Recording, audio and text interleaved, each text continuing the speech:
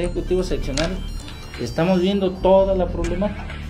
Entonces a los que se les resuelve, pues esos están contentos. Pero Sí al que sirve. no se le resuelve, No sirve. ahí está, no sirve. Bueno, yo no soy autonombrado candidato. A mí me preguntaban ayer que si quiero ser candidato y que si quiero ser gobernador, y si quiero. ¿Para qué me hago No, la yo boca también, chiquita? yo también. Ya lo- También. Yo también. Ya lo ¿Quién no dijo, va a querer, ya verdad? lo dijo un exgobernador, ¿eh? Es el patrón. Descarta. Es el ayuntamiento o es el gobierno. En el Poder Ejecutivo no hay problema. Pero ya en el Poder Judicial se empezó a interpretar mal la ley. El IPECOL va a pensionar, no va a dar servicios médicos. Hay amor y solidaridad. No odias a la universidad. No, al contrario, Porque no yo eres quiero guapo. que tenga más presupuesto, yo quiero que tenga mejores instalaciones, yo quiero que los maestros tengan mejores prestaciones, que haya más para intercambios académicos, que haya más para laboratorios, que haya más investigación. Tenemos un problema de falta de pérdida de confianza en las instituciones, No que se sirven tiene para nada. que se tiene que reconocer, no diría eso Michuy, pero No sirven para nada. que se tiene que Ajá. reconocer y que tenemos que trabajar en rescatar esa confianza que existía antes en la policía. No, Pregúntenles a y los bueno, diputados, a mí no me metan en grillas que no son mías, de por sí con las ¿tú mías. tienes voto en el Congreso? No, pues por supuesto que no. Ni No soy universal. diputada. Para decir, Tal vez podría tener voto en la Cámara de Diputados Federal, pero si fuera diputada, ahorita estoy con licencia. En Morena se fue lo peor del PRI y lo peor del PRD. Pues se lo van a acabar a Morena. Va a ser- Bueno, van a caer lo mismo. hay A ver, experiencia. ¿cuál es el reclamo de Mario Delgado? Están perredizando Morena. Ahora en el proceso interno. Y el proceso interno no se sabe si el domingo va a haber elecciones o no va a haber.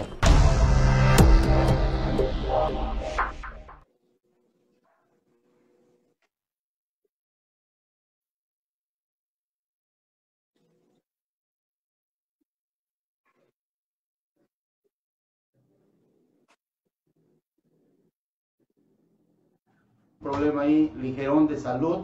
Ya ve, cuando se cumplen 80 años es un problema definitivo, pero le mandamos un saludo a mi buen amigo Juan Ramón, donde quiera que esté. Hoy yo le agradezco mucho a otro buen amigo, al magistrado presidente del Supremo Tribunal de Justicia en el Estado, a Bernardo Alfredo Salazar Santana. Él, usted ya lo está viendo en pantalla, vamos a hablar del tema del Poder Judicial, en donde pues hay una situación curiosa. Ese COVID está haciendo travesura y media. Ya ve que tuvieron una alta incidencia de problemas hace meses, que hasta los abogados protestaron, pero hoy nuevamente vuelve a tenerse otra incidencia. Magistrado, muy buenas tardes. Dame razón, ¿cómo está tu salud? Hola, buenas tardes, don Jesús. Gracias por la invitación y por la oportunidad que siempre muy amablemente nos haces de podernos dirigir a la ciudadanía colimense, a toda la población de Colima a través de tu medio digital. Y en respuesta te comento que gracias a Dios ya estamos restablecidos, quizás no al 100%, pero bueno, lo fuerte ya pasó. Ya estuve aislado 3 semanas, originalmente eran 15 días, pero el doctor me recomendó que tomara una semana más para cualquier situación. Estuve aproximadamente del 14, 15 de agosto hasta el 7 de septiembre que me reincorporé a actividades y todo bien, con las molestias propias del padecimiento en su momento. Quizás con algunas secuelas posteriores, pero ya todo bien, todo en orden, gracias a Dios. Bueno, esperando desgraciadamente en el Poder Judicial se mueven muchísimas personas, en todos los ámbitos de los juzgados, en los ministerios públicos, dentro de lo que es el Cerezo, en fin, yo siento que hay mucho movimiento y hasta donde hemos estado informados, esa movilidad es la que de alguna manera no ha permitido en Colima que tengamos una baja sensible y notable y notoria para los casos de COVID. Nuevamente vuelve a llegar COVID, toca la puerta y hay problemas. ¿Qué está pasando con el COVID en ustedes ahí, juzgados, magistrados, en fin, todo este espacio? Bueno, si me permites comentarte y hacer una recapitulación de las circunstancias, de los hechos.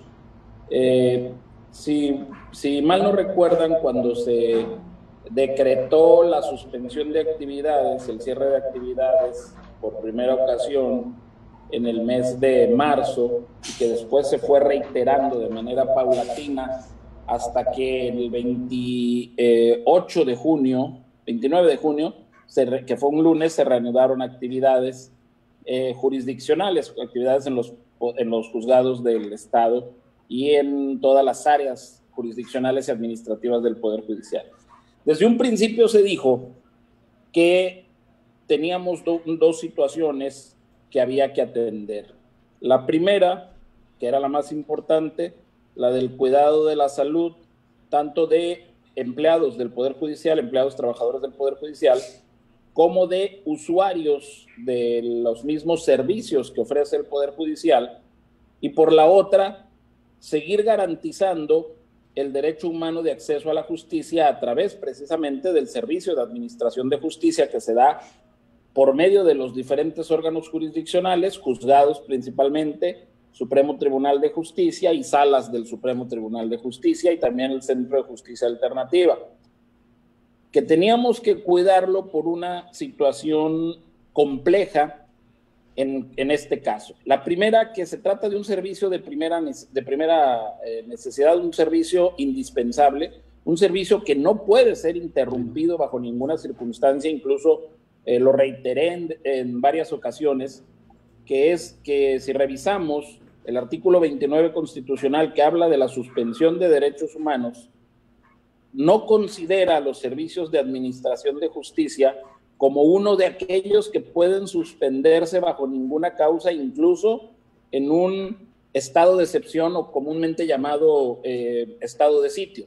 No se puede suspender, pero sí se puede limitar por una circunstancia y ofrecerse nada más en lo más básico. En este caso, en aquel entonces señalábamos que eran los asuntos donde está implicada la libertad de las personas, los asuntos de menores, donde estén involucrados menores, pago de alimentos a menores, protección de menores y de mujeres en casos de violencia, etcétera. Bueno, sin embargo, entiendo, y lo vimos, lo estuvimos viviendo durante ese tiempo, hubo manifestaciones y protestas de algunos abogados, algunas muy virulentas, algunas agresivas, ofensivas, otras muy respetuosas, con ánimos propositivos y constructivos, pero bueno, siempre se dijo que se estaba anteponiendo ante todo el resguardo a la salud, porque precisamente este servicio de administración de justicia es un servicio de atención directa al público, de atención directa a la gente. Nosotros, y así lo referimos en varias ocasiones por voz de un servidor, en el edificio del Poder Judicial al día se atienden, en términos normales, se atienden a más de 400 personas, entre justiciables, abogados, personas que van a participar en algún proceso como testigos, como peritos, proveedores de algún servicio, e incluso hasta uno que otro vendedor ambulante que llega ahí a hacer reparto de alimentos o de servicios que le solicitan los mismos trabajadores. Cuando nosotros reanudamos las actividades, aplicamos los protocolos que nos indicaron la Secretaría de Salud a través del oficial en bioseguridad y del asesor en materia de atención al COVID del gobierno del Estado. Y una de esas medidas fue precisamente que no podía estar el edificio o las instalaciones del Poder Judicial, todos los edificios, con su máxima capacidad de trabajadores, de modo que tenía que trabajarse por turnos o por guardias, por un lado, y por otro lado, también no podía ingresar toda la gente que quisiera hacerlo, que teníamos que limitarnos a un 30% de la capacidad de usuarios de los edificios del Poder Judicial. También que debíamos de tener mecanismos de control de acceso de las personas en donde pasaran un filtro de sanitización y que nos permitiera a la vez de sanitizar con gel y tomar la temperatura a las personas, exigirles el uso del cubrebocas, también llevar un control de cuántas personas hay adentro del edificio para saber si podíamos dejar entrar a más o esperar a que algunos salieran. El Servicio de Administración de Justicia implica que los abogados puedan ir libremente y consultar sus expedientes, pedirlo en el archivo, pedirlo en el juzgado y tener tiempo de tomar notas, de consultarlo, de revisarlo, cuantas veces quieran, un día, al día siguiente, al otro día o todos los días si así gustan. Sin embargo, la necesidad, la circunstancia que estamos viviendo impide que se pueda hacer en esas condiciones, y como una de las medidas que se tuvo fue la de actuar por medio de citas, o sea, quien quisiera ir a una entrevista con el juez, a una entrevista con un secretario de acuerdos para tratar un asunto relacionado con un expediente que está haciendo y de un caso que está patrocinando, que lo hiciera a través de un sistema de citas, de modo que se le diera una hora específica, un tiempo específico para que fuera a hacer esa cita, atendiendo a que todos van a querer ir y no se les puede dar la oportunidad de que todos entren. Igual si van a consultar expedientes, que se hiciera también por citas y por turnos, en virtud de que en condiciones normales, en el mostrador donde se consultan los expedientes, si no hubiera la situación que estamos viviendo, pues siempre lo veíamos lleno de abogados y aglomerados todos alrededor del escritorio, del escritorio, de la mesa o del mostrador. Esa situación ya no la podemos permitir por cuestión de salvaguardar la seguridad, la higiene y la salud de las personas. Se colocaron también en todos los juzgados acrílicos en los mostradores para lograr una separación en cuanto a contacto entre público y prestadores y lo que son los prestadores de servicio o los trabajadores, de modo que todo se hiciera de manera ordenada, sin que evitando sobre todo las posibilidades de contagio o de una situación de contagio. Todas esas medidas, o sea, ustedes pueden revisar en la página, están los protocolos que hemos aplicado. No tuvimos el problema que tuvo, por ejemplo, la Ciudad de México cuando abrió, que aplicaron medidas similares y eso provocó que hubiera largas filas de gente que duraban esperando para entrar hasta 4 o 5 horas. Aquí no sucedió eso, uno por la gente que acude, o sea, no es la misma dimensión que la Ciudad de México, pero sin embargo sí aplicamos las medidas de control en cuanto a acceso a los lugares, en cuanto al uso de expedientes y el uso de medidas de sanitización. Te comento, entre otras, por ejemplo, hay audiencias, una audiencia testimonial, una audiencia pericial, una junta de herederos, etcétera, que se tuvieron que adaptar espacios lo suficientemente grandes para que cupieran en ese espacio, guardando la sana distancia, por lo menos 6 o 7 personas, entre el juez, el secretario, la mecanógrafa, los abogados y los que vayan a participar en la audiencia. Se adaptaron esos espacios para cada uno de los juzgados, utilizando incluso el auditorio interno para poder hacer tomar esta medida que guarde la sana distancia y que al final de cada audiencia se sanitice nuevamente el área, así como constantemente estar sanitizando los lugares. Los actuarios, cuando salen a hacer las diligencias, salen protegidos con su careta, con su cubrebocas, incluso los dotamos de traje especial para hacer las notificaciones, nada más que la recomendación nos dijeron que lo pueden usar, pero pues que es innecesario. Y lo que sí provocaba, pues es bastante calor a quien lo usa. Entonces, pero sí se han establecido todas estas medidas. Ahora, ¿qué es lo que está sucediendo? Bueno, pues que no sabemos en qué momento se contagia la gente, esa es la realidad. Nosotros, aún aplicando todas estas medidas de seguridad, ya tuvimos casos en Tecomán, en Manzanillo, en Armería y ahora en Colima, en donde un número considerable de trabajadores, en el caso de Tecomán, por ejemplo, estábamos hablando de 17, 18 personas que trabajan en el área de los juzgados mixto, civil, familiar, mercantil y del archivo judicial de esa sede, resultaron 2 positivos y 4 sospechosos.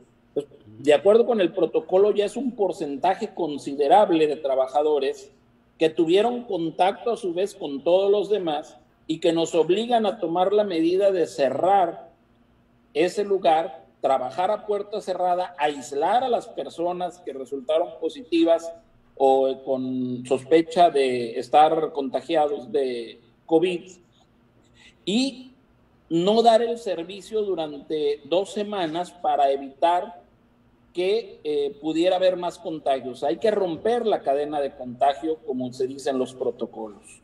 Eso sucedió en Tecomán. A la semana y media pasa lo mismo en el juzgado penal de Manzanillo y se tiene que tomar esa determinación.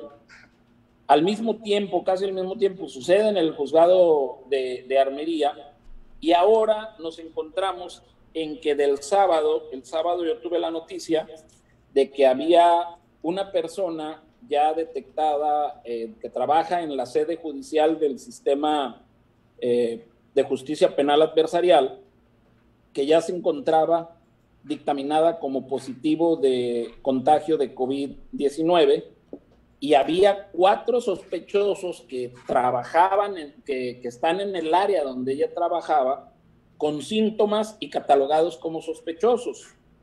Una más que es sospechosa, que a ella decidieron aplicarle la prueba de COVID, están por darnos los resultados. A los demás decidieron, porque así se toman las determinaciones en el Instituto Mexicano del Seguro Social, en las clínicas, que te catalogan como sospechoso y solamente te aplican las pruebas si es un estado grave o si es una persona que esté en estado de riesgo, en situación de riesgo. Pero el sábado, 2 jueces de este mismo sistema manifiestan síntomas, se les aplica la prueba, y el día de ayer por la noche, que les dan los resultados, nos informan que resultan positivos. De modo que ya tenemos 3 casos positivos, uno que es muy probable que le hicieron la prueba, que todavía no dan el resultado, pero muy probable que sea positivo, pero además 5 sospechosos por los síntomas que están teniendo. Esto nos obliga a aplicar el protocolo de suspensión de funciones, cierre del área y entrar en el periodo de cuarentena, digámosle así se llama, aunque no son 40 días, pero sí de 2 semanas, en donde no se puede dar atención al público, en donde no se puede recibir público, en donde se tiene que trabajar por espacios con guardias, con aquellas personas que no manifiestan síntomas, o a puerta cerrada o desde sus hogares, y por la materia de que se trata, que es penal, solamente trabajar o solamente atender los casos urgentes. ¿Cuáles son esos casos urgentes? Que esté implicada, que judicialicen un asunto con un detenido y se tenga que resolver sobre su detención o sobre su libertad.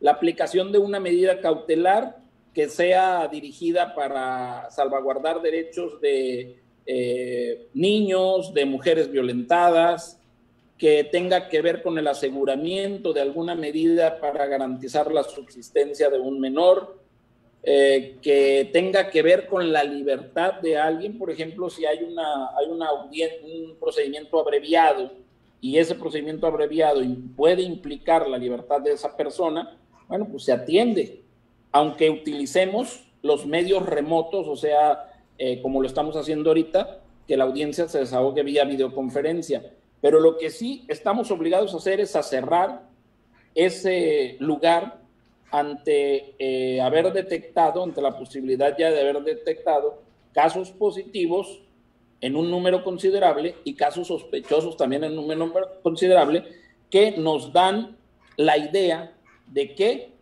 es un foco de contagio, puede ser un foco de contagio tanto para quienes trabajan en las instalaciones del Poder Judicial como para los usuarios que acuden a esas instalaciones. Y durante ese tiempo se suspenden actividades, se suspenden el corrimiento de plazos y términos, y todas las audiencias que estaban programadas, bueno, se difieren en términos de la legislación penal aplicable. A ver, magistrado, cerremos la información. Número 1, ¿están cerrados los juzgados cuáles? A partir de hoy, hoy exactamente, ¿qué juzgados están cerrados? Están cerrados los juzgados primero y segundo penal del sistema tradicional y todo lo que es la sede judicial del sistema de justicia penal adversarial. En ese sistema de justicia penal adversarial, lo que es el nuevo sistema, o que se sigue denominando nuevo sistema. Recuerden que todavía no terminamos de extinguir el sistema tradicional, esos dos juzgados se cierran y se cierra toda la sede judicial del sistema de justicia penal adversarial, que no opera con juzgados, opera con jueces. Es un sistema donde a cada juez le asignan el número de casos que va a conocer de manera para efectos de control o para efectos de audiencia de juicio. Eso es lo que está cerrado, es el complejo judicial donde se ubican tanto los juzgados penales, primero y segundo, como todo la sede judicial del sistema de justicia penal adversarial. Ahí hay 6 jueces, hay, me parece también como 6 tomas de acta, 4 o 5 secretarios de causa y el personal secretarial. Eso es lo que está cerrado, todo lo que abarca el sistema penal. Estamos hablando, para ubicarnos, el que se encuentra enfrente del Congreso del Estado. ¿Dónde están ubicados? El que está anexo a las instalaciones del Centro de Reinserción Social. Todos. Esos que mencionaste, todos ahí están. Todos. Todo el complejo que está anexo o que tiene conexión con el Centro de Reinserción Social, con el Cerezo de aquí de Colima. Exacto. Ahora, esos son los que se cierran. ¿Qué está pasando en donde están las oficinas de la presidencia y todos los juzgados? ¿Ese sigue vigente, trabajándose normal, entre comillas?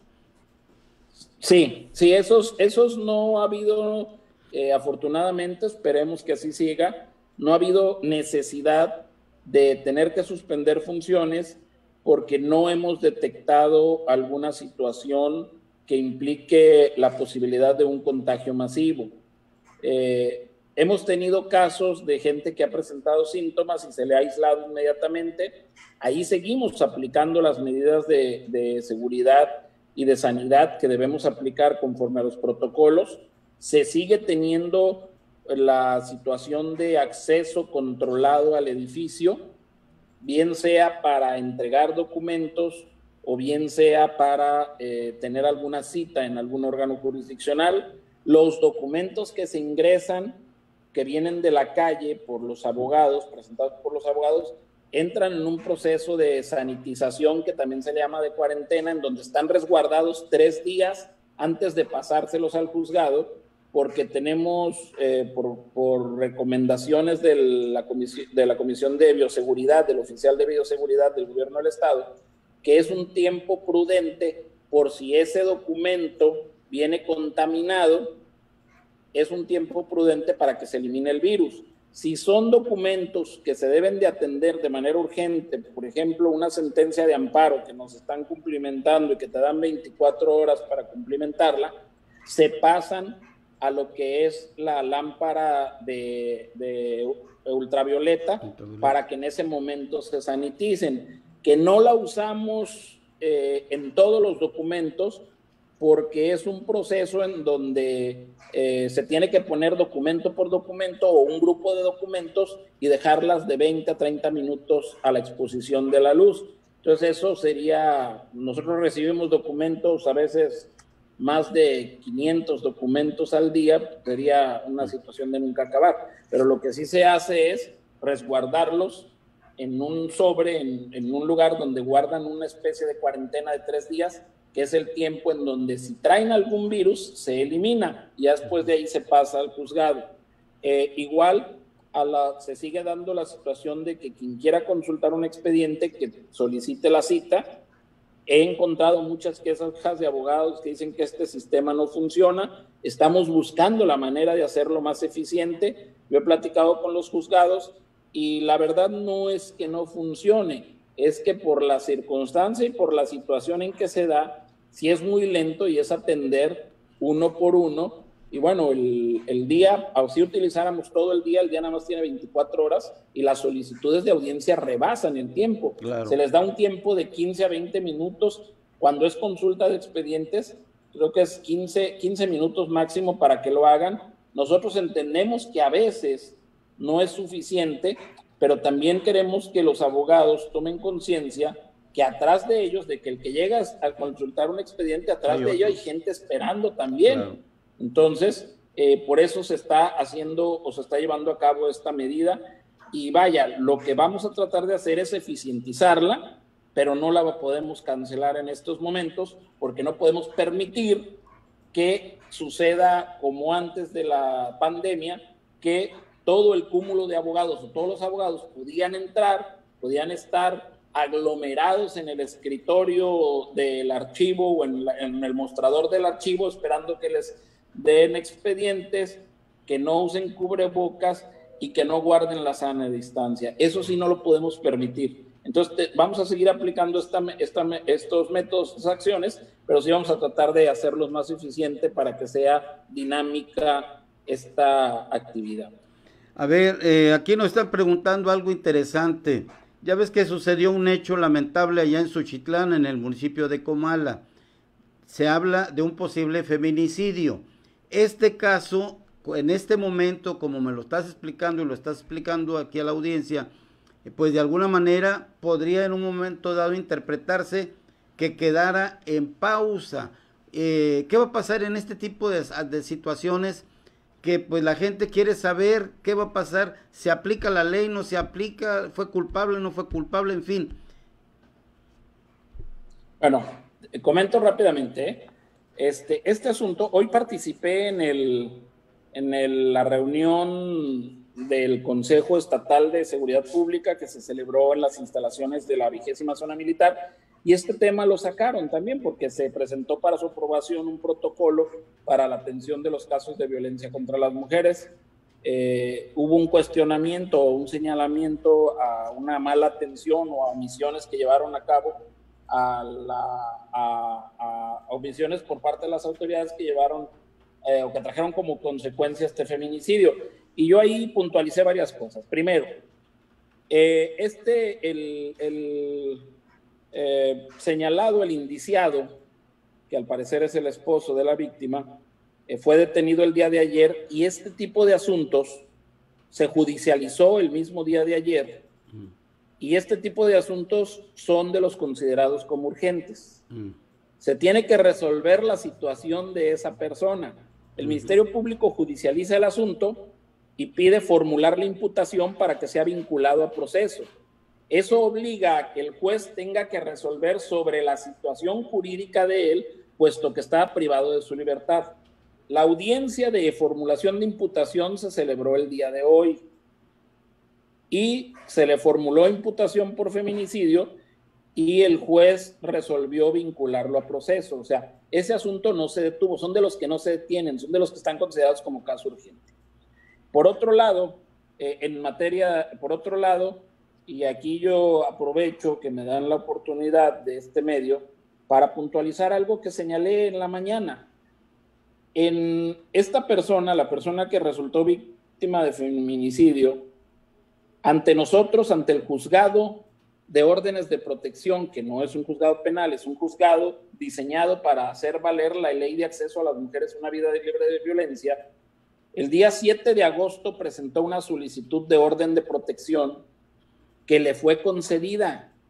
La jueza encargada de este juzgado le concedió la orden de protección, se le comunicó al agresor, que ahora está siendo indiciado por el delito, se le hizo saber a las autoridades que están obligadas de una forma u otra a darle seguimiento a la orden de protección, se le hizo saber al CEPAVI, se le hizo saber al Instituto Colimense de las Mujeres, se le hizo saber al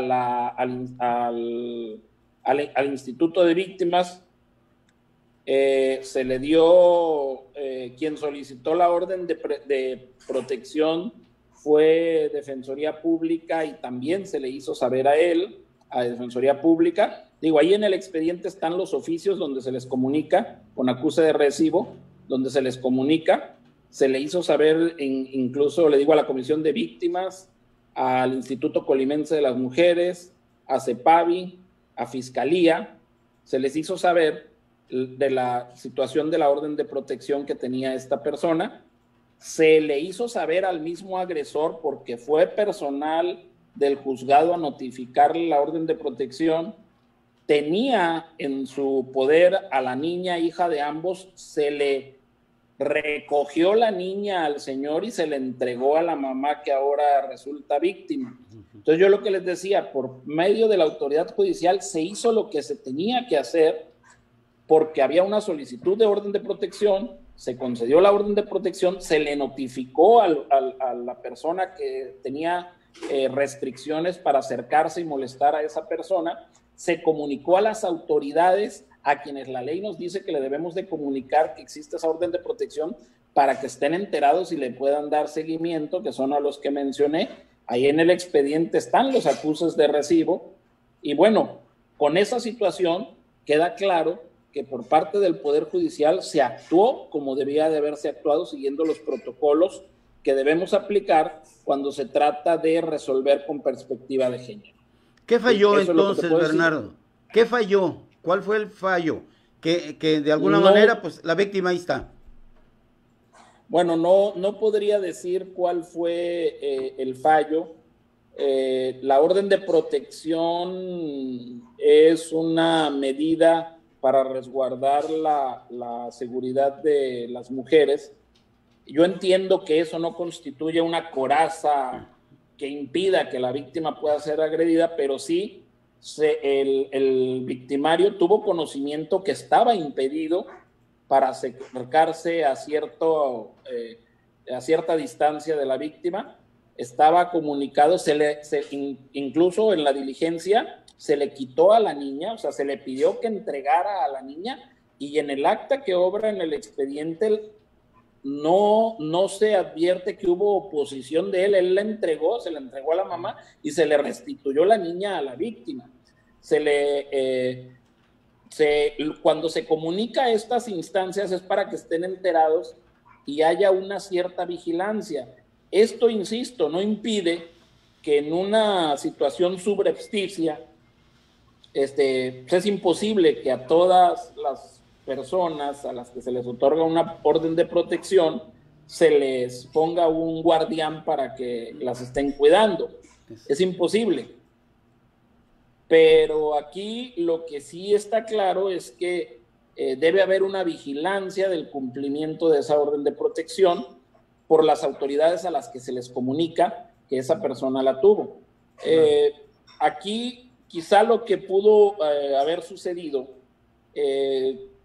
hemos determinado junto con el secretariado ejecutivo del Sistema de Seguridad Pública la utilización de botones de emergencia que a quien se le otorga una orden de protección se le coloca físicamente, o si trae un dispositivo móvil, una aplicación que es un botón de emergencia para cuando el agresor vuelve a molestarla, a través de ahí, oprimiendo ese botón, bien sea desde de la aplicación que trae en su dispositivo móvil o de manera física en el lugar donde se encuentra, haya una reacción inmediata de la autoridad policial para que acudan a ese lugar y retiren a la persona o salvaguarden la integridad de esa persona. Aquí no recuerdo si se ordenó la aplicación de ese dispositivo, que es físico, puede ser físico en el lugar del domicilio de la víctima, o puede ser a través de una aplicación en un dispositivo móvil.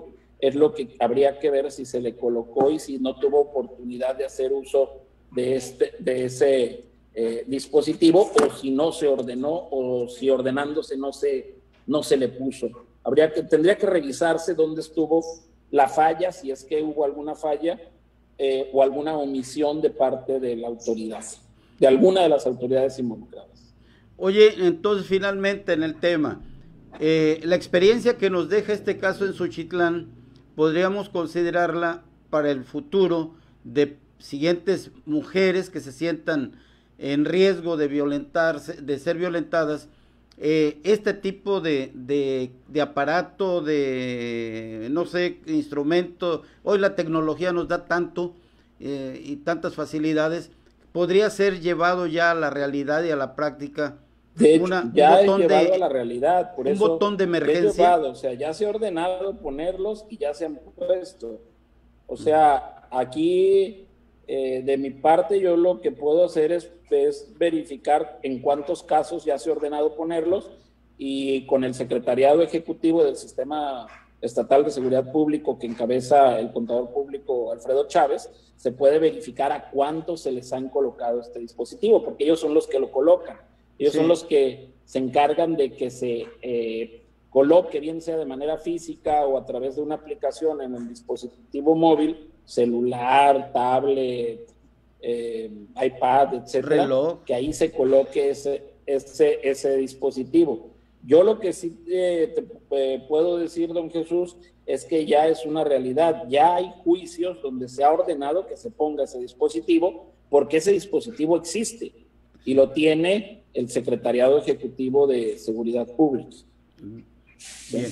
Oye, regresando ya nada más para terminar la temática de la que iniciamos, ¿qué va a pasar con todos estos jueces que ya no tienen 18 años ni 20 años, que son ya mayores de edad, la gran mayoría de ellos? Quiero pensar que tienes una población vulnerable y también de jóvenes impartiendo la justicia o aplicando la justicia. ¿Qué va a pasar con todos ellos? El COVID no va a ser para hoy o mañana, que quisiéramos todos que ya se nos borrara esta pandemia, pero solamente hay una persona que está creyendo eso, pero en la realidad la vemos diferente. 4.500 está por llegar la cifra de infectados, 553 hasta hace rato, ayer, era la cifra de muertos.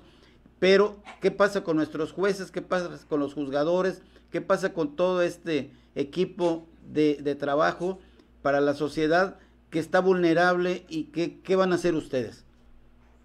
Bueno, de hecho, insisto, en las medidas que se han adoptado en el Poder Judicial, que tienen que ver población en general con la población usuaria de los servicios, si son personas en riesgo y van a ingresar en el filtro, aparte de que se les aplica gel, se les toma la temperatura y advertimos que es una persona que pudiera implicar un riesgo para su salud, una persona adulta mayor, una persona que vemos que padece alguna obesidad y se siente cansado, tratamos de atenderlo.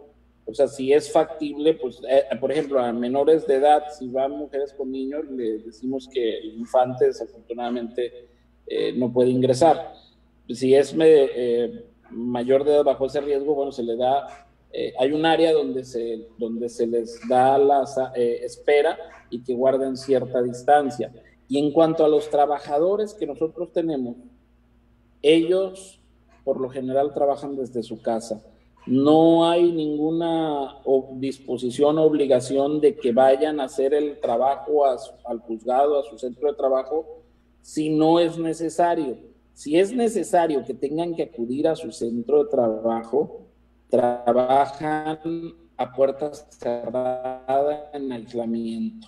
Exacto. Si es que es necesario, digo, hay trabajos que no te los puedes llevar a tu casa por la naturaleza del mismo.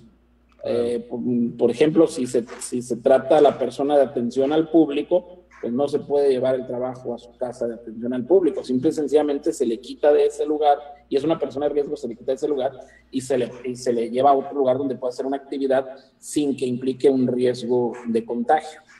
O sea, nosotros estamos aplicando esas medidas. Desafortunadamente ya tuvimos un deceso la semana pasada de un trabajador que resultó positivo de COVID, empezó con síntomas, lo hospitalizaron cuando ya estaba en una situación grave de una oxigenación del 82%, sin poder respirar, lo tuvieron que intubar, estuvo cerca del mes hospitalizado hasta que desafortunadamente falleció. Entonces ya tenemos una víctima en ese sentido en el Poder Judicial, y eso nos obliga a redoblar los esfuerzos para la vigilancia y el control sanitario hacia el interior del Poder Judicial, y a no bajar la guardia ni relajar mucho menos la disciplina y el control que se tiene. Entonces yo por eso he visto quejas, algunas muy respetuosas y muy dirigidas, muy constructivas de abogados, otras altaneras, groseras, virulentas, donde exigen que abramos, que demos oportunidad a la gente de ejercer su derecho de audiencia. Entienden como derecho de audiencia la obligación de que el pueblo reciba y los oiga, etcétera, etcétera. Y sí les quiero decir que desafortunadamente para esta situación o esta petición, nosotros por el momento no vamos a cambiar esa forma de trabajar. Claro. Lo que sí vamos a buscar es hacerla más eficiente para que la atención al público sea dinámica. Bueno, si pues no sea tardada y no nos lleve a una situación de retardo, vaya. La salud primero que otra cosa, eso es todo. Magistrado, te agradezco mucho que nos hayas permitido platicar de este tema. Ya no supe si ustedes están implicados en el tema del Cerezo y hasta dónde podría llegar su responsabilidad en cuanto a la forma como se está llevando las visitas, las restricciones que hay, en fin, no sé hasta dónde los jueces estén dando ese servicio o atención directa de quienes se encuentran privados de su libertad. ¿Hay algo ahí que nos quisieras comentar rápidamente? Sí, bueno, en principio lo único, y comento, una de las medidas, te la comento rápidamente, una de las medidas para resguardar la salud y la seguridad del personal de los juzgados fue que si no es necesario que la persona, y sobre todo si está interna en el Cerezo, si no es necesario que acuda a la rejilla de prácticas o al juzgado o a la sede o a la sala de audiencias, se puede hacer vía videoconferencia esa audiencia. Con las autoridades del Cerezo, ellos adaptaron un espacio donde pueden llevar al interno y desde ahí conectarlo vía, nosotros usamos la plataforma así como estamos en este momento, con otra plataforma diferente, no la que estamos utilizando ahorita, pero a través de ellos se desahoga la audiencia sin que haya presencia de ninguno ni contacto de uno. Esto se tomó a consecuencia de que sí nos empezaron a comunicar varios casos de contagios en el interior del Cerezo, incluso en el Cerezo de Manzanillo no dejaban ni siquiera que pudiéramos pasar. Hubo un tiempo en que no podíamos pasar a notificar porque hacia el interior del Cerezo ante la posibilidad de un riesgo. Y si se les pedía que lo sacaran a la rejilla de prácticas, era sacarlo con todas las medidas de seguridad, con cubrebocas, con careta, con guantes, etcétera, etcétera, sanitizarle las manos antes de que tomara la pluma y firmara. Toda esa serie de situaciones se hicieron.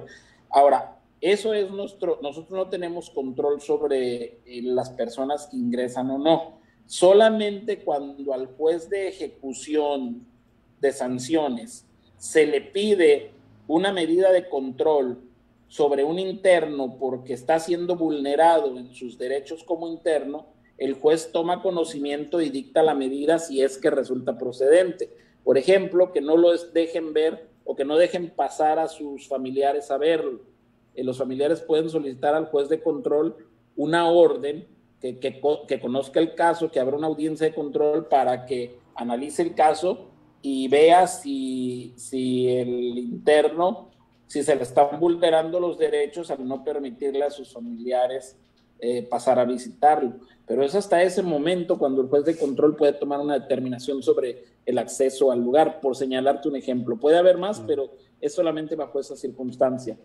Pues una vez más, muchísimas gracias, Bernardo Salazar, magistrado presidente del Supremo Tribunal de Justicia del Estado. Gracias por la información y estamos a tus órdenes aquí en Archivo Digital, hoy en El Perchero, aunque mi buen amigo Juan Ramón esté fuera por cuestiones de salud. Lo tenemos también en su casa, trabajando en casa. Gracias, magistrado. Sí. No, al contrario, don Jesús, gracias a usted por la oportunidad, como dije al principio, la oportunidad que me da a través de su medio de comunicarme con la ciudadanía colimense y exponerles cuál es la situación del Poder Judicial. Y un saludo para Juan Ramón, que se restablezca pronto su salud, y ánimo. Si es algo como lo que yo padecí, lo único es que llega un momento en que se enfada uno de no salir. Digo, a mí me tenían encerrado en mi cuarto y de ahí no salía de mi habitación, entonces ni siquiera podía deambular por mi casa. Les digo que aparte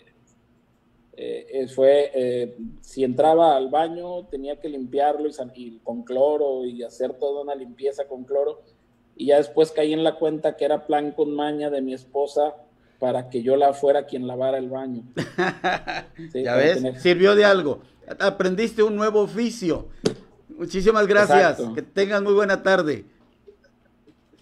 Gracias, buenas tardes. Gusto en saludarlos. Gracias. Gracias a ustedes. Hasta el próximo viernes estaremos aquí en El Perchero, donde ya sabe, le colgamos lo que quiera. Gracias, buenas tardes.